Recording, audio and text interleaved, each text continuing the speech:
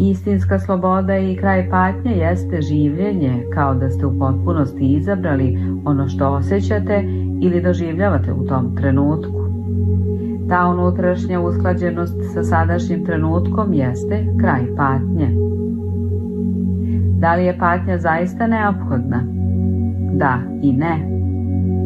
Da niste propadili to što jeste, ne biste imali dubinu kao ljudsko biće, ne bi u vama bilo skromnosti niti saosećanja.